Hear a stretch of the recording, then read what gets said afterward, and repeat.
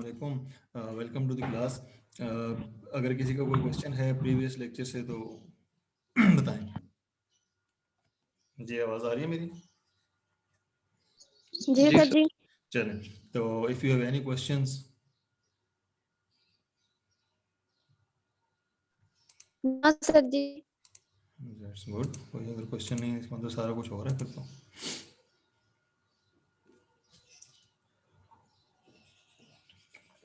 अच्छा जी।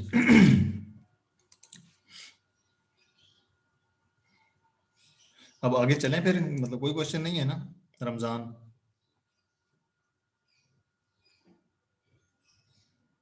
महर रमज़ान अभी शायद नहीं आया, वरना तो क्वेश्चन शुरू हो जाते हैं। चलें।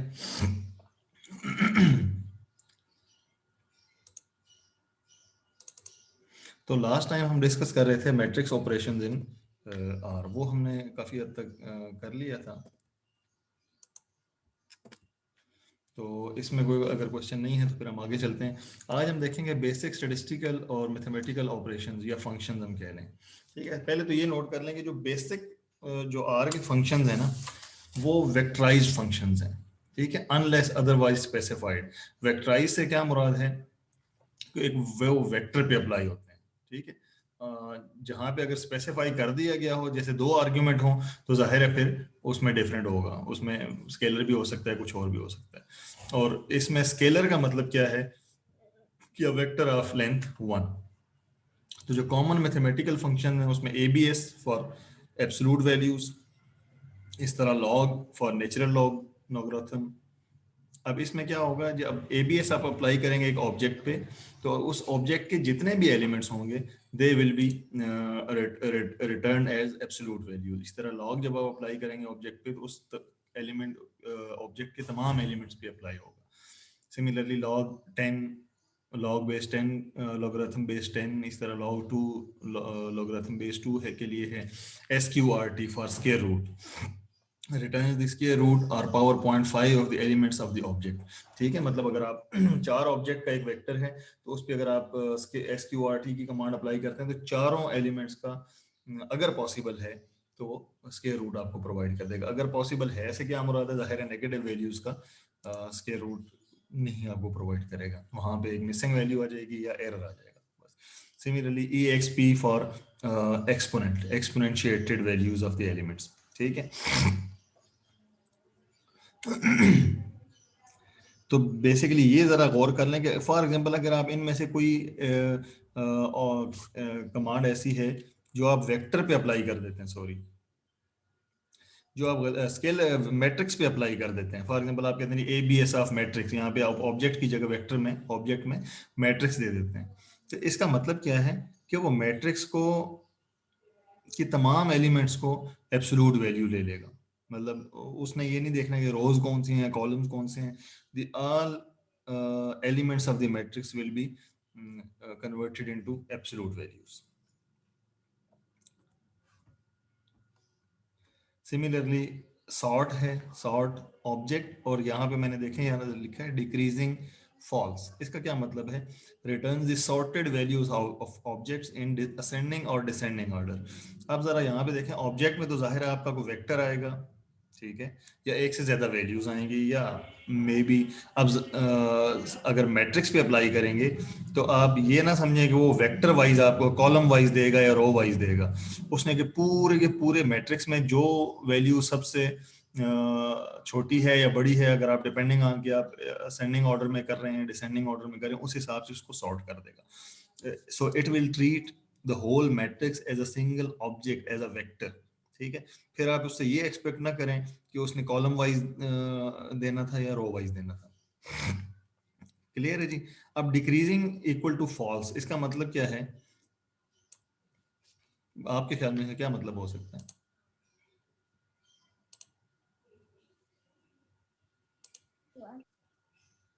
जी,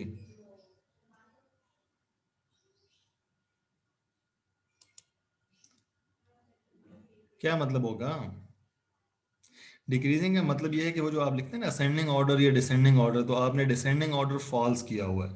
फॉल्स मैंने इसलिए लिखा है कि बाय डिफॉल्ट ये फॉल्स है। तो इसका मतलब है कि अगर आप सर जी डिसेंडिंग, जी जी, ठीक है सर, वो कुछ नहीं। अच्छा चलें।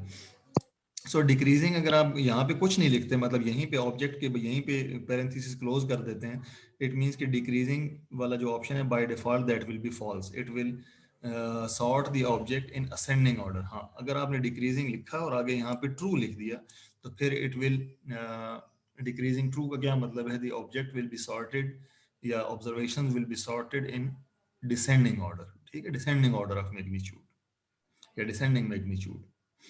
इस तरह order of the object returns the order of the values of the objects. अब ये जरा आपने देखना है कि ऑर्डर, रैंक और ऑर्डर से में क्या डिफरेंस है, रैंक, सॉर्ट और ऑर्डर में क्या डिफरेंस है, ये आपने चेक करके आना है। यहाँ मैं रैंक लिखना भूल गया हूँ, तो RANK, rank of the object, इसमें आप दे सकते हैं। ये याद, ये जहन में रखें कि मैट्रिक्स का रैंक और चीज़ है, वेक्टर की जब आप रैंकिंग करते हैं तो आप ऑब्जर्वेशंस की रैंकिंग सिंपली कर रहे हैं। आप कह रहे हैं कि this observation is highest value, this is the lowest value, जैसे आप वो रैंकिंग करते हैं, रैंक कोरिलेशन कोएफिशिएंट, इस तरह का काम जैसे करते हैं। तो जब आप एक वेक्टर की रैंक की बात कर रहे होते हैं तो दैट मीन समथिंग एल्स, और जब आप मैट्रिक्स की रैंक की बात करते हैं तो you are actually dealing with the number of independent columns. ठीक है, आगे लेंथ देखें, length of object returns the number of elements आना चाहिए इन द ऑब्जेक्ट। इससे क्या मुराद है, अगेन मैं कह रहा हूँ बेसिकली ये वेक्टराइज्ड ऑपरेशन है, ये फंक्शन है। अगर आप इसको किसी मैट्रिक्स पे अप्लाई करेंगे तो ये नहीं पता चलेगा कि इसमें कितनी रोज या कितने कॉलम्स हैं। फॉर एग्जांपल अगर 6 रोज या 2 कॉलम्स हैं तो आपके पास लेंथ जब आप उस पर अप्लाई करेंगे तो इट विल रिटर्न 12। अब 12 में 3 रोज 4 कॉलम भी हो सकते हैं, 4 रोज 3 कॉलम भी हो सकते हैं, 6 रोज 2 कॉलम भी हो सकते हैं, और 2 कॉलम 6 रोज भी हो सकते हैं। बट आप जब लेंथ का फंक्शन अप्लाई करेंगे तो आपको सिर्फ ये पता चलेगा कि इस ऑब्जेक्ट में, चाहे वो मैट्रिक्स है या वेक्टर है, कितने एलिमेंट्स हैं इन टोटल। देन REV, जैसे एक REP हमने पढ़ा था, REV means returns the values in the object in reverse order, मतलब आप उन वैल्यूज को रिवर्स कर देगा। फॉर एग्जांपल आप अगर लिखा हुआ है 1 5 7 9, तो रिवर्स या REV अप्लाई करने के बाद it will return you a new vector 9 7 5 3। Sir return का मतलब कि हमें स्क्रीन पे जो जी जी, अप्लाई करने के बाद रिटर्न जी, जवाब आएगा। हाँ बिल्कुल, ये ठीक है बिल्कुल सर। रिटर्न, या आप यूं समझ लें कि रिजल्ट्स इन। ठीक है, अब अगेन ये देखें, यहाँ पे अगर आप लेंथ के पीछे यहाँ इक्वल डाल के कुछ लिख रहे हैं तो वो स्टोर हो जाएगा। अगर सिंपली आप ये लिख रहे हैं length of object, for example एक वेक्टर में 12 एलिमेंट्स हैं तो 12 प्रिंट हो जाएगा, वो स्टोर नहीं होगा। हाँ, अगर आप यहाँ लिख देते हैं कि for example n is equal to length of x, तो n will be stored as जो भी x की लेंथ है। क्लियर है जी। अभी हम इसको देखते हैं, आर पे भी देखते हैं, थोड़ा सा मैं इंट्रोड्यूस करवा दूं। देन राउंड देखें, ये 3-4 चीजें आपके लिए अहम है। ठीक है, राउंड ऑब्जेक्ट और c, so returns values of the object rounded to C decimals. मतलब अगर आप यहाँ पे 2 देते हैं तो आपका 2 डेसिमल्स तक ऑब्जेक्ट जो है वो राउंड हो जाएगा और उसके ऑब्जेक्ट की तमाम वैल्यूज राउंड हो जाएंगी। क्लियर है। फ्लोर, ये आपने मिनट टैब में भी शायद पढ़ा हो, फ्लोर आगे object return the values of the object rounded to the lower digit. ये एक तरह से आप समझ लें कि एज डॉट इंटीजर का अल्टरनेटिव समझ लें आप। एज डॉट इंटीजर में भी आप ये काम कर सकते हैं और फ्लोर से भी ये काम कर सकते हैं। फ्लोर का क्या मतलब होगा कि फॉर एग्जांपल एक वैल्यू है 6.2, तो it will be return as 6। अगर 6.9 है तब भी वो 6 ही जाएगी। मतलब फ्लोर अगर आप समझे ना, और इस तरह है सीलिंग। सीलिंग का मतलब है returns values of the object rounded to the next digit. मतलब आप ये जो राउंडिंग है, राउंड की ऑप्शन, ये तो राउंडिंग मैथमेटिकल जो राउंडिंग ऑफ रूल्स हैं उनके मुताबिक होगी। फ्लोर और सीलिंग मैथमेटिकल जो राउंडिंग ऑफ के रूल्स हैं उनके मुताबिक नहीं होगी, बल्कि फ्लोर का मतलब लोएस्ट डिजिट है, द क्लोजेस्ट लोएस्ट डिजिट, और सीलिंग का मतलब द नेक्स्ट क्लोजेस्ट डिजिट। आप यूं समझ लें कि फ्लोर मींस फर्श के लिए जैसे यूज होता है और सीलिंग छत के लिए जैसे यूज होता है। तो ignoring the rounding off rules, mathematical rounding off rules ignore करते हुए फ्लोर का मतलब convert the value to the lower possible digit, closest lower digit. और ceiling का मतलब convert the value to the closest upper digit.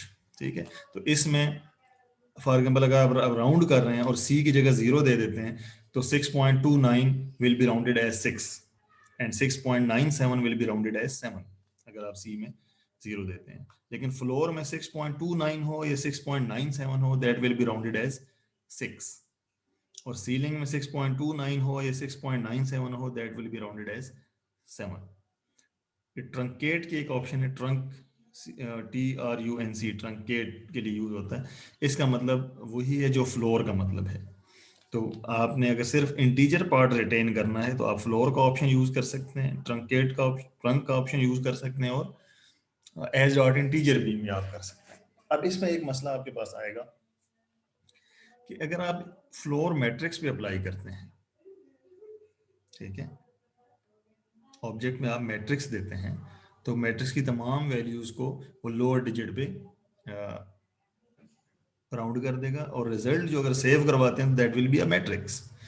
लेकिन as dot integer जब आप मैट्रिक्स पे अप्लाई करेंगे तो क्योंकि एज डॉट इंटीजर का बेसिक मतलब ये है कि इसने वेक्टर में कन्वर्ट करना है, तो whole matrix will be converted into a vector. ये चीज फर्क है इन दोनों। देन सिग्निफ, बेसिकली सिग्निफिकेंट से समझ लें, retains only d characters in total of number। ये जरा डिफिकल्ट है। फॉर एग्जांपल लिखा हुआ है जी, आपने दिया हुआ है सिग्निफ और d की जगह आपने 3 दिया हुआ है, ठीक है, तो एक वैल्यू आती है 2.975, ठीक है, तो उसने टोटल कैरेक्टर्स काउंट करने हैं 2.975, तो 2.97 तक ये जाएगा। और अगर यही वैल्यू 297.1 होता तो ये सिर्फ 297 तक जाता, क्योंकि डी आपने 3 दिया, टोटल उसमें कैरेक्टर्स कितने आ रहे हैं उस नंबर में। तो ये बहुत ज्यादा कोई यूजफुल नहीं है हमारे लिए, ये गौर करें।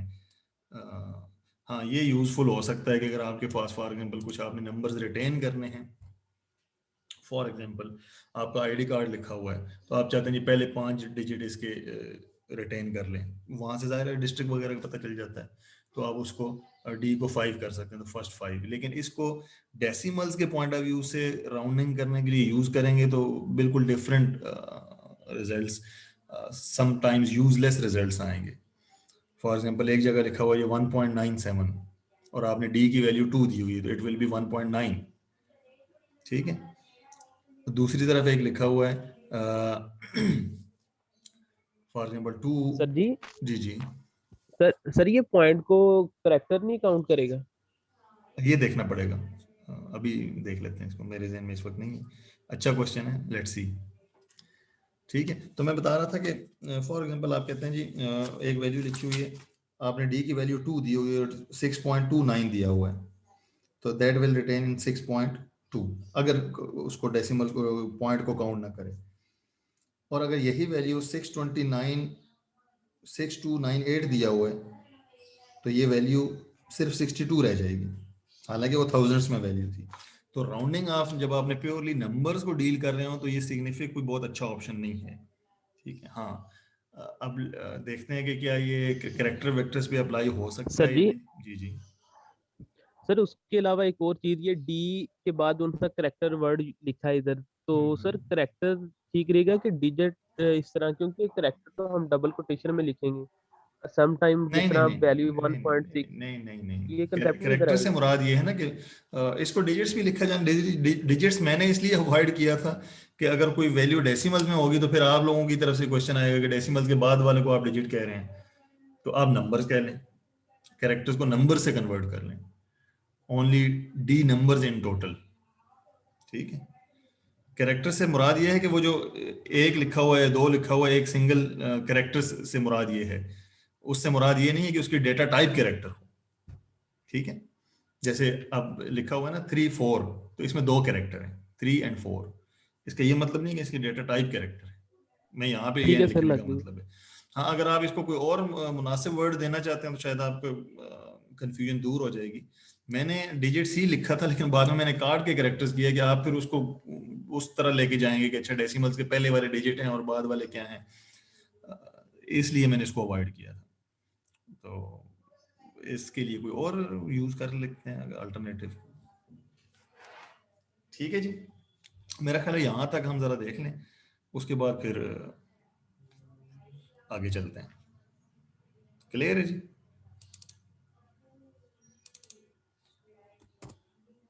अच्छा जी, अब जरा देखें, फॉर एग्जांपल आपके पास एक है वेक्टर बी, ठीक है, या C5 -9 10 11 12 15 26 8, ठीक है। अब इसको ABS का सीधा सीधा मतलब क्या है, it will return the positive values, ठीक है।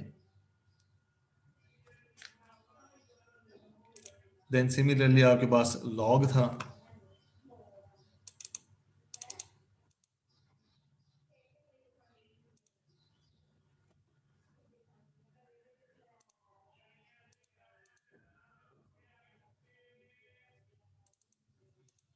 तो लॉग के लिए आप B दे सकते हैं, लॉग बेस्ड है। अब यहाँ पे देखें NaNy,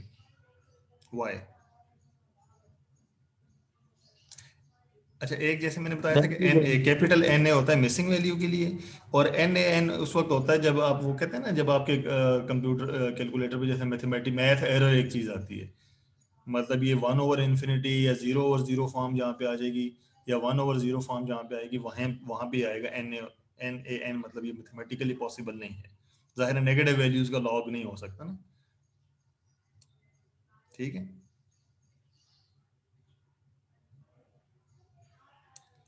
इसी तरीके से लॉग बेस 10 ले सकते हैं, अगेन यहाँ पे वैल्यू आएगी मिसिंग।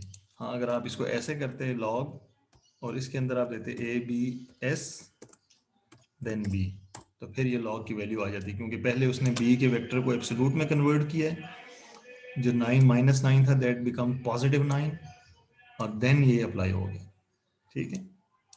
और ये वैल्यू आप सिंपली किसी स्केलर पे भी अप्लाई कर सकते हैं, 9 for example, that will result in 9, result store करवा सकते हैं। अगर आप पीछे कोई असाइनिंग स्टेटमेंट दे देंगे, for example B2 is equal to ABS of B, it will be stored in B। अब यहाँ पे कुछ प्रिंट नहीं हुआ क्योंकि रिजल्ट आपके पास B2 में स्टोर हो गया, ठीक है जी। Similarly length of B2 is 9, there are 9 digits in this, length आ गया। उसके बाद सॉर्ट अगर आप करेंगे, सॉर्ट B, तो आपके पास ये -9 फिर 5 फिर 6 फिर 8, और अगर B2 को आप सॉर्ट करेंगे तो देन इट विल रिटर्न 5 6 7। अब आप डिक्रीजिंग अगर ट्रू कर दें, फॉर एग्जांपल आप कहते हैं डिक्रीजिंग इक्वल टू ट्रू, तो देन आपके पास 20 15 असेंडिंग या डिसेंडिंग ऑर्डर में अब आपके पास ट्रू है। सर वो कुछ रह गई उसमें से कमांड पहली स्लाइड में से, हाँ, वो वो स्क्वायर देख, रूट और स्क्वायर रूट जाहिर आप SQRT अप्लाई कर देंगे, स्क्वायर रूट हो नहीं जाएगा। फॉर एग्जांपल हम कहते हैं SQRT ऑफ B, अगेन जिसका पॉसिबल है उसका स्क्वायर रूट आ गया है, यहाँ पे फिर माइनस का फिर स्क्वायर रूट नहीं है, तो जाहिर है यहाँ पे मिसिंग वैल्यू आएगी, तो वार्निंग मैसेज आ रहा है, ठीक है। हाँ, अगर आप B2 का करेंगे तो yes it will be applied, ठीक। और इसी तरीके से SQRT आप एक सिंगल वैल्यू पे भी अप्लाई कर सकते हैं। जो चीज़ वेक्टर पे अप्लाई हो सकती है, जाहिर है वो सिंगल वैल्यू पे अप्लाई हो सकती है, स्क्वायर रूट ऑफ 5। अब एक मैट्रिक्स भी क्रिएट कर लेते हैं, मैट्रिक्स C1 5 7 8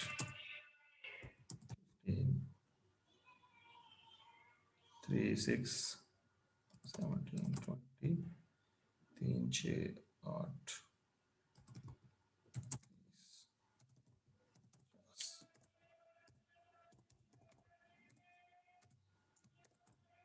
मैट्रिक्स M आ गया। अब जब आप इस पे एक वैल्यू इसकी नेगेटिव भी दे देनी चाहिए उसूलन, -30 -20। अब जब आप इस पे एब्सोल्यूट अप्लाई करेंगे that will result in a matrix, इस तरह लॉग अप्लाई करेंगे that will result in a matrix. ठीक है, तो ये इसका मतलब है मैट्रिक्स की ऑपरेशंस भी हैं इस तरीके से, कुछ जो क्लियरली हो ही नहीं सकते, जैसे लेंथ है। लेंथ अब स्ट्रिक्टली जो है आपके 12 एलिमेंट्स आ गए, हालांकि मैट्रिक्स में 12 एलिमेंट्स हमारे लिए यूजलेस हैं। हमें ये पता होना चाहिए कि रोज कितनी है, कॉलम्स कितनी है। उसके लिए रेलेवेंट कमांड क्या थी हमारे पास, डायमेंशन या डिम। इस तरह एक्सपोनेंट आप ले सकते हैं, एक्सपोनेंट ऑफ b2 दिस। अब ये जरा देखें, ये साइंटिफिक नोटेशन में आ रहा है, ये आपको पता है प्लस e प्लस 2 क्या है?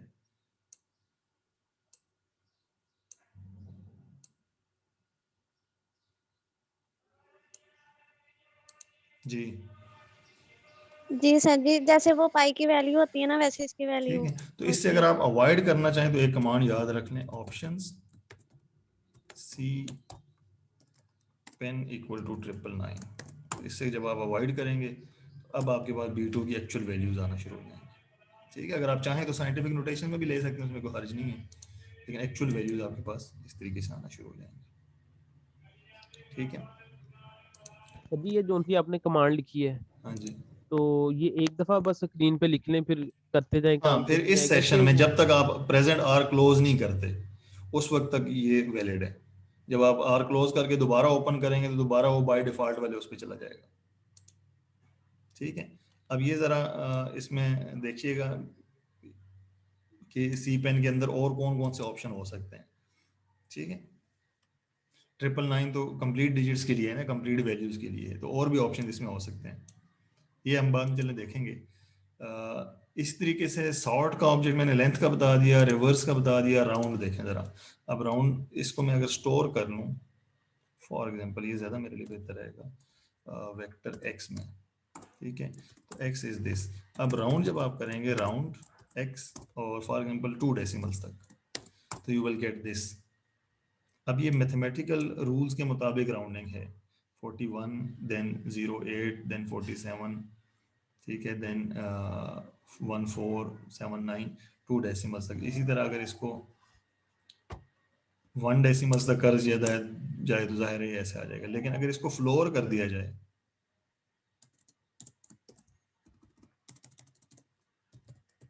फ्लोर, तो अब आपने देखा 148, बेशक अगला डिजिट जो भी हो it will round to the lower digit. ठीक, समझ आ रही है मेरी बात? अगर नहीं तो मैं जरा इसको B2 था मेरे पास, इसको मैं log ऑफ B2 को स्टोर करवा लेता हूँ ताकि आपको ज़रा समझने में छोटी वैल्यूज आसान हो। For example y is equal to this. अब ज़रा आप देखें फ्लोर y, तो सारी वैल्यू लोएस्ट डिजिट तक उसने की हैं। अगर यही राउंड होता तो फिर आप, या सीलिंग होता तो नेक्स्ट डिजिट भी चला गया, जैसे 1.6 that is 2, 2.19 that is 3। Clear है जी? अब आते हैं जी सिग्निफिक सर पे, जी। सिग्निफिकेंट पे, जो मैंने कहा था कि ये हम चेक करेंगे ऑफ वाई।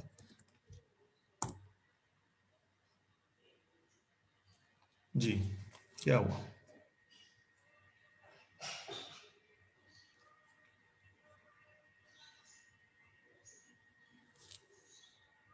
कोई फर्क पड़ा वैल्यूज पे? हाँ जी सर जी। देखें 38 गायब हो गया। अब इसमें टोटल क्या दिया है? टोटल उसने 6 डिजिट्स ले लिए हैं, चूंकि मैंने दूसरा ऑप्शन नहीं दिया ना आर्ग्यूमेंट, सिर्फ मैंने एक ऑब्जेक्ट दिया है, उसको बताया नहीं है कि कितने वैल्यूज लेनी है। फॉर एग्जांपल मैं कहता हूँ ये 2 वैल्यूज लेनी है, देन इट विल बी 1.6, 2.2, 2.3, 2.4, 1.6, 2.2। अब यहाँ पे राउंडिंग की है लेकिन टोटल डिजिट्स को उसने काउंट किया है। 2.2 कैसे हुआ? हालांकि ये देखें 2.3 है आगे, फिर 2.4 है, तो ये 97 की वजह से 4 हुआ, मतलब राउंडिंग ऑफ करने के बाद टोटल डिजिट्स काउंट किए हैं। तो ये एक आपके क्वेश्चन का जवाब मिल गया रमजान के। इसमें जो पॉइंट है वो एज अ डिजिट के तौर पे काउंट नहीं हो रहा। ठीक है, अगर मैं इसको 3 भी करूं for example, let's suppose that is 3, that will be 1.61, 2.20. Clear है जी ये बात? अब आप सर जी सर। राउंडिंग में भी, जी सर राउंडिंग और इसमें फिर क्या डिफरेंस देखें, हुआ? अगर राउंड हम करते तो हमें ये वैल्यू लेने के लिए यहाँ डेसिमल 2 करते तो ये वैल्यूज आती ना। आप जरा इसको मजीद आसान कर लेते हैं, मैं इसको एक नया वेक्टर क्रिएट कर लेता हूँ, z c फॉर एग्जांपल 2.975 302.578, ठीक है, 419.2579.025225 चलें, एंड 25.25 इसको रहने देते हैं, ठीक है, ये z आ गया मेरे पास। अब आप राउंड करें जरा, राउंड z 2 डेसिमल्स तक, ये रिजल्ट आ गया आपके पास, यही आना चाहिए।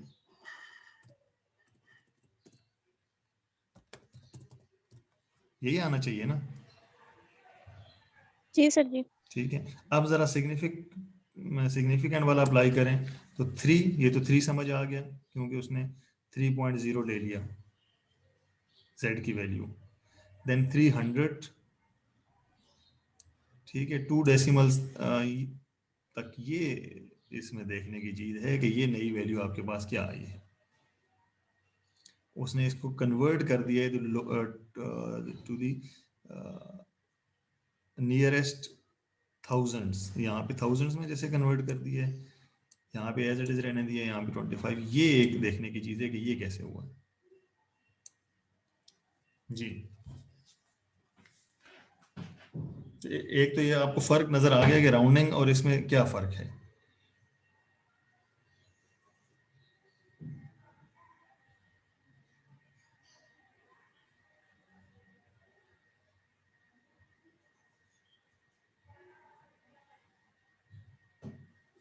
और अगर फॉर ये एग्जांपल इसको, राउंडिंग वाली तो सीधी सीधी मैथमेटिकल राउंडिंग है ना। यस सर, वो तो सीधी सीधी समझ अब आ रही है, इसको इसकी हम नहीं आ देखते रही हैं थी। कि इसको 1 अगर करें तो क्या जो आंसर आता है आपके पास।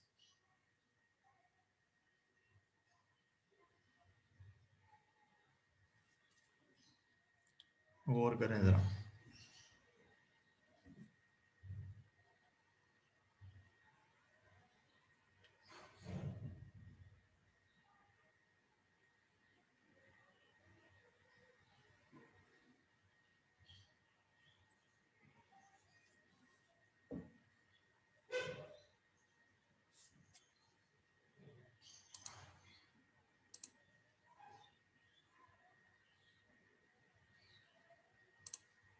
जी देखें 3 था, पहला डिजिट हमारे पास 2.98 था, दैट इज बिकम 3, ये तो चमले। फिर हमारा 302 था, दैट बिकम्स 300, ठीक है, देन हमारे पास 4192 था, दैट बिकम 4000। इससे क्या पता चल रहा है?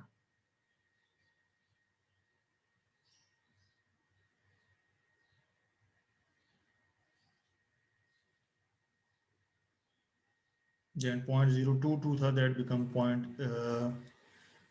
0.02, then 25 become 20।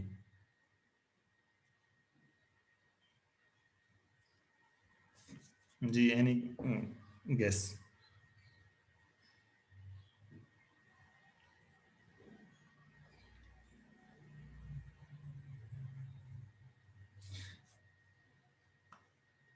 ऐसा नहीं लग रहा कि इसने नियरेस्ट 1000 में को किया है, यहाँ पे नियरेस्ट 100 को किया है, ठीक है, और यहाँ पे उसने नियरेस्ट 2 डेसिमल्स तक किया है, दैट अगेन नियरेस्ट 10 तक किया है।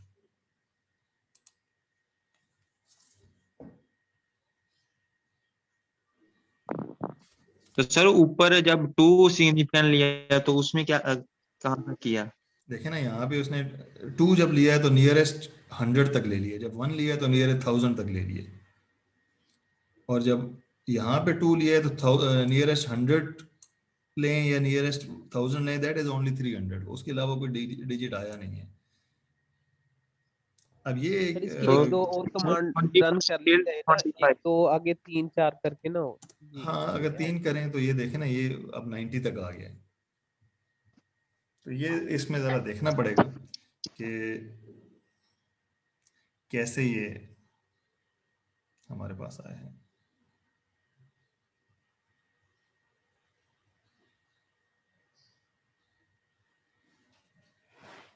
मतलब एक तो ये है कि ये उसमें डिजिट्स काउंट नहीं कर रहा है, ये कुछ और तरह की राउंडिंग कर रहा है। So we have to see it again. इसको मैं भी देखूंगा, आप भी जरा देखिएगा। पर उससे दूसरी बात ये पता चल रही है, क्या ये कैरेक्टर वेक्टर पे अप्लाई होगा या नहीं होगा, चलें ये बताएं।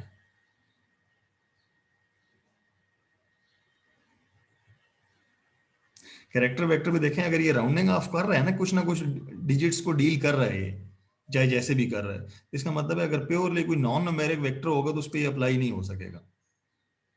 ठीक है, अगर आप चाहें कि आपका नाम पूरा लिखा हो और वो पहला कैरेक्टर ले ले, तो that will not be possible, क्योंकि डिजिट्स को कुछ ना कुछ उसके नंबर्स के साथ डील कर रहा है, चाहे कैसे कर रहा है ये अब अगला क्वेश्चन है। तो इसको हम देखेंगे, आप भी देखिएगा। और दूसरी इससे ये पता चल रही है कि मैथमेटिकली ये कोई या स्टेटिस्टिकली बहुत ज्यादा हमारे लिए यूजफुल शायद ना हो, इसलिए कि इस तरह की राउंडिंग हम आमतौर पर नहीं करते। क्लियर है, सिवाय इसके, मतलब बाकी चीजें।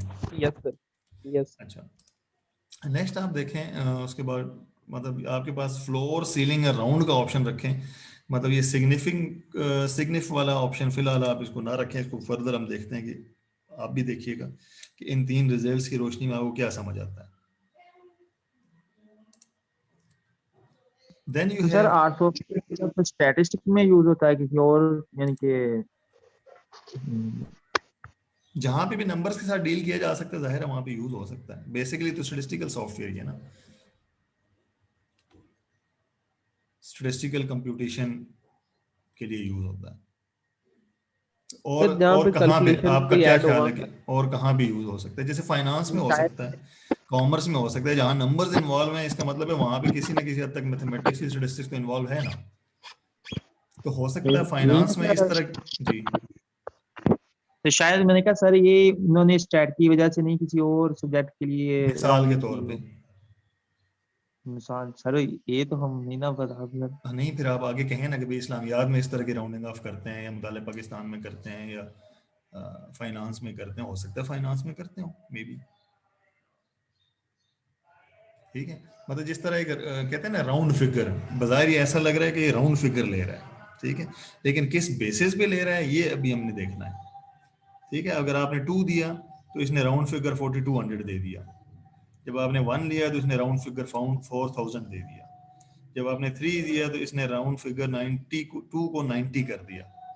तो बेसिकली ये राउंड फिगर ले रहा है, मतलब नंबर जहाँ इन्वॉल्व होंगे वहां पे होगा। अब ये स्टेटिस्टिक्स में तो हम आमतौर पे नहीं यूज करते।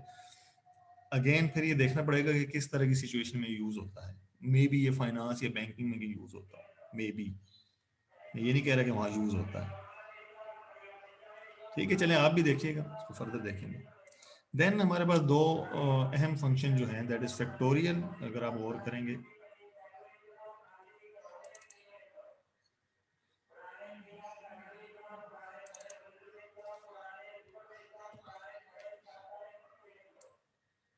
इसमें आपके पास है फैक्टोरियल।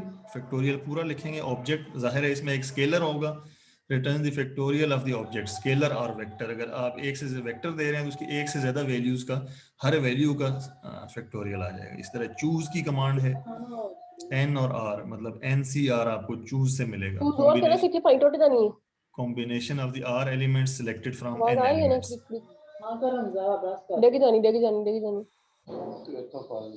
ठीक है, इस तरह gamma of A returns a value after applying the gamma function. Gamma function आपने स्टैटिस्टिकल इन्फ्रेंस में पढ़ा होगा। अपना अपना माइक ऑफ कर देना जिसको ज्यादा शोर आ रहा है जहां से। मैं तलाश करके ऑफ करूंगा तो टाइम लगेगा। बच्चे मैं ये कह रहा हूँ कि अपना माइक ऑफ कर दें अगर आपके इर्द गिर्द शोर आ रहा है तो। अब्दुल्ला को भी करवाता की गल मेरे न्याणे इसे बेकार ने, या मेरे न्याणे पढ़न ने ਉਹਦੇ ਬੱਚੇ ਨੂੰ ਖਰਾਬ ਕਰਨ। ਤੁਹਾਡਿਆਂ ਨੂੰ ਨਹੀਂ, ਮੈਨੂੰ ਜਦ ਦੇਵ ਦਾ ਕੋਈ ਹੈਗਾ ਪਰ ਮੁੰਡਿਆਂ ਦਾ ਸਾਥ ਉਹਨੂੰ ਵੀ ਕਰਾ ਦਿੱਤਾ। ਮੁੰਡਿਆਂ ਦਾ ਸਾਥ ਕਿਉਂ ਨਹੀਂ ਹੁੰਦਾ, ਵੀ ਸਾਥ ਮੁੰਡਾ ਹੀ ਹੋਵੇ। ਉਹਦੇ ਨਾਲ ਕੋਈ ਵੀ ਮਤਲਬ ਐਸੀ ਕਿਸੇ ਕੋਈ ਕਦੀ ਗੱਲ ਨਹੀਂ ਕਰਦਾ ਤੇ ਇਹ ਉਹਨੂੰ। अच्छा जी, ये खुद ऑफ कर दिया करें ना, बजाय इसके कि मैं तलाश करूं 50 स्टूडेंट्स में से और फिर ऑफ करूं। अच्छा जी, gamma A returns value after applying gamma function. Gamma function जाहिर है आपने statistical inference में पढ़ा होगा कि इसका यूज क्या है। इस वक्त मैं जो इसका यूज बता रहा हूँ कैलकुलेशन पॉइंट ऑफ व्यू से, मैं कह रहा हूँ कि gamma of A is equal to A minus 1 factorial. Gamma function बनता कैसे है ये आपने गैमा डिस्ट्रीब्यूशन के वक्त भी पढ़ा होगा, और शायद गैमा स्टैटिस्टिकल इन्फ्रेंस में भी गैमा फंक्शंस आप बनाते हैं। ठीक है, इस तरह beta function returns value of beta function of a and b. तो beta function beta of a and b is equal to gamma of a into gamma of b divided by gamma of a plus b. So it means a minus 1 factorial into b minus 1 factorial divided by a plus b minus 1 factorial. ठीक है, इसको हम देखते हैं similarly cos inverse मतलब tangent inverse sine inverse can be use for trigonometric functions. तो ये आप ट्रिग्नोमेट्रिक फंक्शंस भी यूज कर सकते हैं।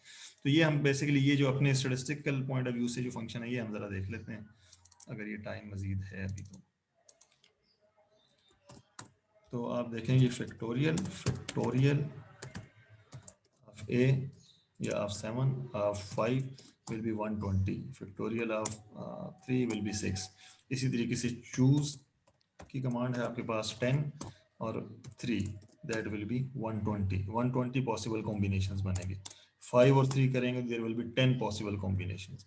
इस तरह की gamma of 5 will या gamma of 5 will be equal to 4 factorial 24, और बीटा फंक्शन जो है beta 5 and 3 will be equal to this। मतलब बेसिकली ये क्या हुआ है,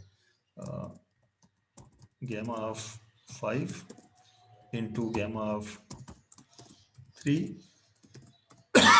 divided by gamma of 5 plus 3 या 8 समझ लें, that is this। तो ये बीटा गैमा फंक्शंस आप यूज कर सकते हैं। एनी क्वेश्चन जी? लास्ट मिनट है, अगर ये बंद हो जाए तो फिर सर ये सेकंड कमांड की नहीं समझ आई है, चूज जोन सी लिखी है। ये चूज मैंने बताया है कि आप यूज कर सकते हैं उस वक्त जब आप एनसीआर जैसे बनाते हैं ना, पॉसिबल कॉम्बिनेशंस। तो combination of R element selected from N element, ये मैंने लिखा भी हुआ है। चूज एन आर का मतलब एनसीआर की वैल्यू है। तो सर ब्रैकेट में हम जोन सी फर्स्ट लिखेंगे वो एन होगी और हाँ जी, सेकंड वो आर एन होगी, दूसरी आर होगी। उसको नहीं पता कि ये एन है ये आर है, जो पहले आएगी वो एन होगी। ठीक है, अब ये बंद हो जाए तो फिर कल हम यहीं से स्टार्ट लेंगे। ये ट्रिग्नोमेट्रिक फंक्शंस फिर आपने खुद कर लेने हैं। सर पिछली स्लाइड में एक कमांड देती थी टर्न टी, वो जोन सी वो साथ लिखा हुआ है ना कि वो फ्लोर की तरह ही काम करती है।